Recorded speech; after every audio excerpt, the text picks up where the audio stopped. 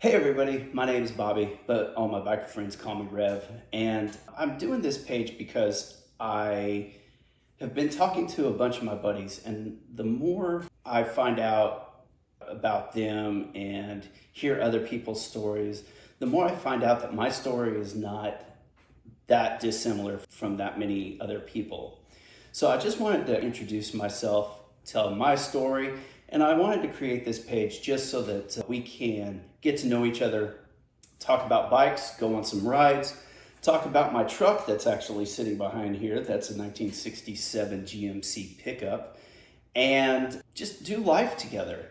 And so, like I said, my name's Rev. How I got that name's kind of interesting. So, a long time ago in a land far away, in the land of Texas, I now live in Georgia, I was a pastor. I'm no longer a pastor, but I was a long time ago. And I was practicing riding my new motorcycle in the church parking lot one day, and I couldn't get used to the throttle. And I will talk about this a little bit later. It was a 1999 Triumph Sprint ST, so it was a sport touring bike, and I love that bike. That was so much fun to ride. And so I'm sitting here, and I was practicing out in the parking lot, and I just could not get the throttle right, and it was just always revving. And I was popping wheelies, not on purpose. I've never had enough guts to try to pop wheelies. So anyway, so I was out there and they could hear me revving inside of the church. And so one day I came to my office and there was those old time desk nameplates that were on there. Somebody had made the sign. It said Rev, REVV. And the guy who did it for me told me, he said that it has dual meaning. He goes, all we do is we hear revving out in the parking lot. And the other thing is my last name starts with the letter V. And so if you know anything about being a pastor, another name for pastor is Reverend. So they said Rev V, and it just kind of stuck from there. Everybody just started calling me Rev. So I'm a husband. I'm a father to 5 beautiful daughters. Let me go back. I am the father to 4 daughters, and then my wife has 2 daughters and a son, and one of her daughters has been with me since she was 11, and I just consider one of my own since her dad's not really in the picture anymore. So I always tell people that I have 5 daughters, and then I have 2 bonus kids as well, who, shout out to my bonus kids. I love you guys more than you know. And my stepson and his fiance just gave us our first grandchild. So I have a grandson now, and I am so excited about that. So anyway, just wanted to let you guys know that I'm here just trying to be honest with you. I hope this won't take too long. And so when I was 14, and I won't give away my age, but that was a long time ago. When I was 14, a friend of mine had a dirt bike, and he taught me how to ride that dirt bike. Now, I never told my parents because they didn't want me anywhere near motorcycles.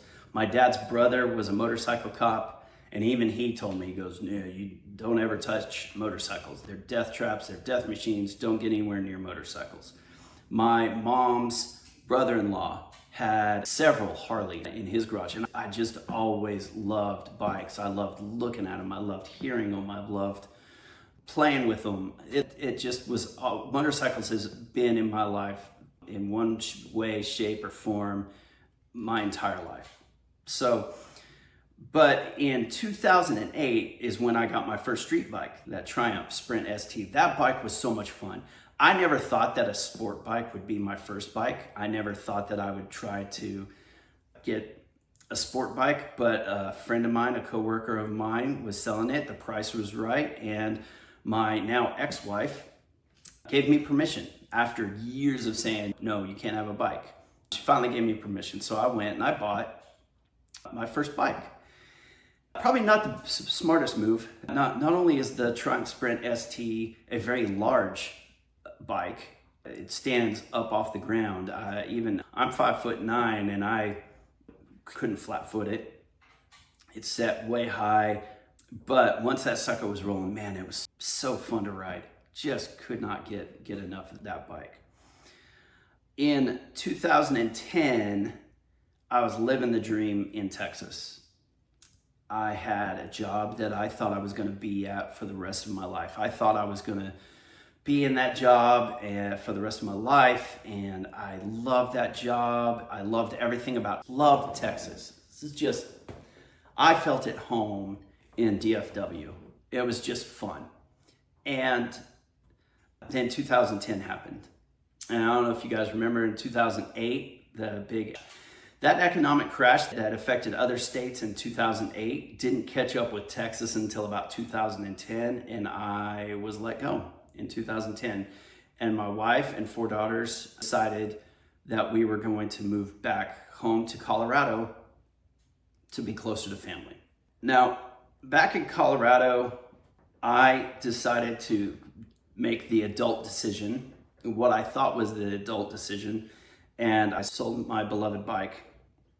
And unknowing to me, selling that bike had cut off a critical piece of who I was. I was already going through a depression. I didn't realize it at the time that I was going through a depression. And selling that bike just made that a little bit worse. And again, I didn't know. I didn't realize that what depression was. I didn't think that I had depression. But looking back now, and with a lot of therapy and a lot of help, people who I love, realized that I wasn't just depressed, I was severely depressed. And now that we're back in Colorado, I made what felt like the adult decision to sell the bike. My depression started spiraling, and my wife at the time didn't know, and this isn't her fault. I'm not bashing her because she didn't realize what was going on with me either. I didn't know it myself, so how could she possibly know? So our marriage took the toll, and my depression just got worse. And I might be getting some dates here wrong. So if I have family here, and by the way, this is the first time I've ever told this story in public. And so if I get some of these dates wrong, I apologize. From 2011 to 2015 is a blur in my head because there was so much happening. I was in such a downward spiral that things weren't good. We'll just put it that way. So in 2012, my wife and I separated, and my depression was just horrible. A lot of days it took every ounce of energy I had to even get out of bed. My kids could see it, my family could see it. And while we were separated, I was living with my parents, and it just kept getting worse. January 8th of 2013, divorce was finalized. The only thing materialistically I had really to my name was my 2012 Corolla S. I love that little car. You know, the little Corolla is all you want, but man, that car was fun to drive. And so that was the only thing I really had to my name. I had my clothes and that car. That was it. That was all I had. January 8th was my divorce. January 18th was my divorce. February 8th. So 3 weeks later, I was hit on by a distracted driver. I didn't see it coming, and it totaled my car. It injured me. I was hit from this side from the airbag on the driver's side, which forced my neck to go this way. My seatbelt locked up, which kept my body going this way, and my clavicle, received some. This day I have what they call thoracic output syndrome, I think is what, outlet syndrome. I don't know. Say the swimmers get it a lot. But anyway, what it means is my hand will, in writing, will just randomly just go numb, and I just need to put it down for a few minutes till I can get feeling back, and then I can put it back up. And so was in my depression at that point. That was nail that just couldn't couldn't deal with. June of that, my grandfather passed away. My grandfather was one of the most important men in my life. I have some men in my life who I owe life to. My dad, man, my uncle, William Rojo, he was the biker cop. He played a role whenever I was going through all of my stuff. I actually ended up moving in with him for a while because he was really the only one that kind of understood what I was going through. He was a Vietnam vet. And then after my grandfather passed away, a few days after his funeral, his wife, she wasn't my grandmother, they got married after my grandmother passed away. She unalived. I understand that there are certain things that you're not supposed to say on here, so I'll kind of keep it a story in the way that I think I can tell it. She unalived herself. So in July, he died at the end of June. And she did just right after his funeral, so that was early July. Then in October, my Rojo's wife passed away of cancer. So needless to say, 2013 was a very year. I don't know how to tell this next part of the story, but it's an important part of the story. So I know how to tell this part of the story. But after all of my depression and I took a revolving, if you're picking up when I'm laying down, and one projectile, and I went out to the dam at the lake near my house. And I told God that if he had a reason for me to live, that wouldn't work. I proceeded to play I don't know what I'm allowed to say and not say on this, so I apologize if it's coming across disjointed. I played where you only have one projectile in a pew-pew and you spin the barrel. Yeah, did that over an hour until I could not hold the pew-pew up to my head anymore. And at that point, I started to just sob. I got angry and I threw it in the lake. Like I said, I didn't have a car, so I was borrowing cars from friends and family, and I drove back home to my parents' ranch where I was living at the time, and I sat in the car and I just sobbed because I'm here for a reason. I have no idea what that reason was, and I didn't know how to pull myself out of the depression that I was in. My dad came to me one day, and my dad's a pastor. He's retired now. My dad's a pastor and a Southern Baptist pastor, and we won't go into all the politics of Southern Baptist life and things like that, but what my dad shocked me just because I never thought I would hear these words come out of his mouth being a Southern Baptist pastor. He told me to start dating again. He goes, you need to get yourself there and start dating again. And I did. I went from one wrong relationship to another wrong relationship. And finally, in October of 2015, I met the love of my life.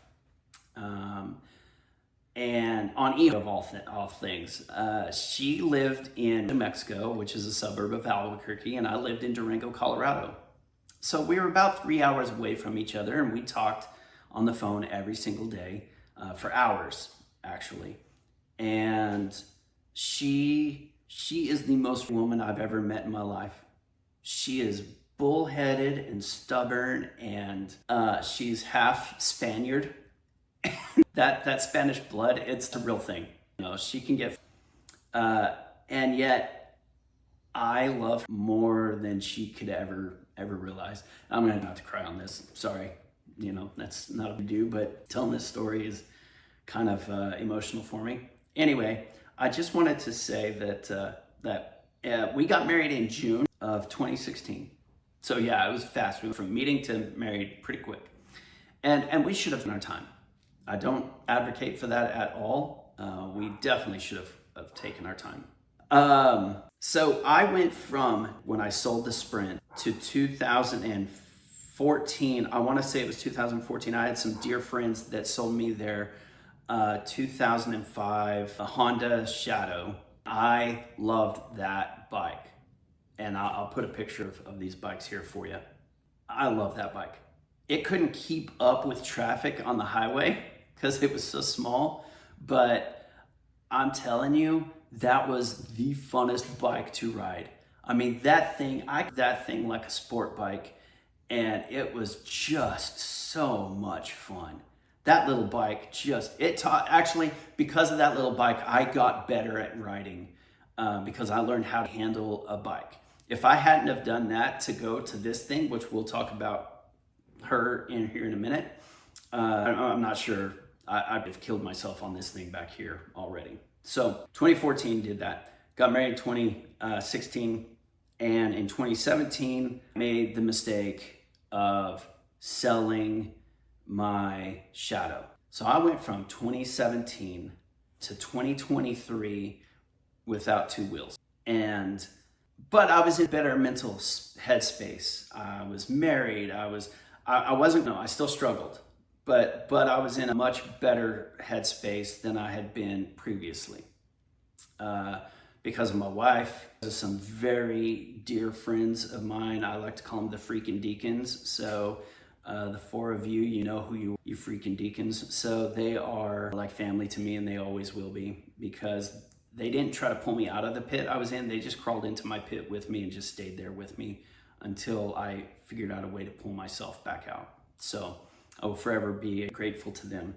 The big thing is from 2017 to 2023, I didn't have then on Memorial Day of 2023, I woke up, looked at my wife who was getting ready in the bathroom, and I said, "What are we doing today?" And she goes, "I don't know, let's go look." I said, I'm not buying, I had just bought a Rubicon. I'm like, I'm buying. She goes, "Let's just go look." Because she had seen me on YouTube watching all the YouTube videos of the bikers, and then she's seen me looking at bikes online. Some good friends of ours were trying to get us on a bike, and she goes, "Let's go look at a motorcycle." So we drove down to Conyers, Georgia, which, by the way, in the middle of all of that, we moved from Albuquerque to Georgia during COVID in 2020. So we now live in Georgia, and it is hot and muggy here today. Like, it is muggy here, even by Atlanta standards. We drove down, shout out to Falcons Fury, Harley Davidson in Conyers. I'm the first to admit, I know next to nothing about Harley Davidsons. I knew some about bikes because I owned one. I researched them. I learned how to a street bike on one. I knew about Hondas. I owned one. I researched them. I learned all about them. But all the guys I was meeting here in Georgia were all on Harleys. And honestly, I wanted an Indian. I still want an Indian. Because I remember my uncle on all of his Harleys, my mom's brother-in-law. And it just seems like he was always working on them. Always. Now I know more Harleys and learned a lot about them over the last 2 years. And he was restoring them. It wasn't that they were always, but they all down, but it's because they were old. And he rode the snot out of all of them. So anyway, we went to the dealership, and that is where I got my 2023 Street Glide. And I got the Milwaukee 8. It's not the big, it's the smallest engine that they had for that year Street Glides. And I mean, it's as you get on a Harley Street Glide. But I am in love with her. She's my baby. And I'll be honest, I rode home after I wasn't gonna buy a bike. Yeah.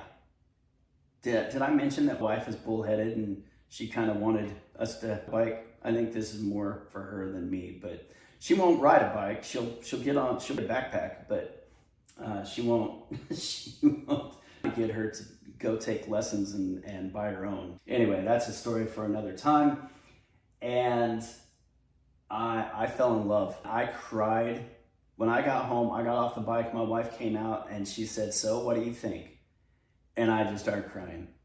I did not realize how much I needed two wheels under me and wind in my face. My mental stability increased so much. I got back on two wheels. Since then, I've sold the Jeep, and this is my only vehicle. Like I said, I have a 67 GMC sitting right there, but it's being restored, and it doesn't have an engine in it right now. But other than that, Gypsy, by the way, my name's Gypsy. Gypsy's my only vehicle.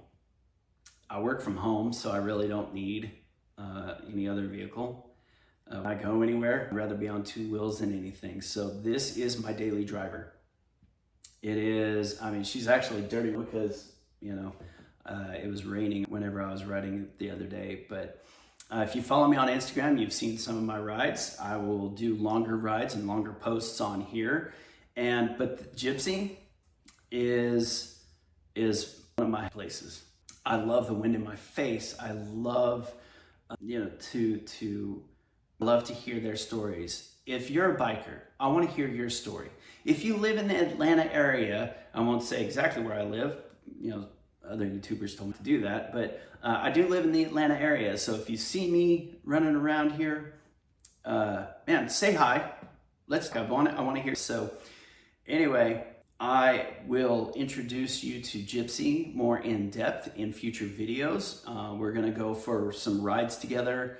We're going to we have some phenomenal, everybody knows the tail, Dragon's Tail, and we'll do, but there's one that I've been dying to do, and it's longer, but it's called the Devil's Triangle. And I'm dying to do the Devil's Triangle. I don't know when I'm going to do it, but I'm going to do it, and I'm going to take you guys along with me. So be watching for that coming up. I want to hear what your first bike was. What was your first bike? I think a lot of us started out on dirt bikes, quite a few anyway. What was your first bike? How old were you? I was 47 when I got my first Harley. I was, oh gosh, how old was I when I got my street bike in 2000? I would have been 32 when I got my first street bike. So I want to hear how old you were. How old were you when you got your first street bike, and what was it? Do you still own it? Or did you get rid of it? So leave the comments down. Hit that subscribe button. I'd love to meet each and every one of you one of these days.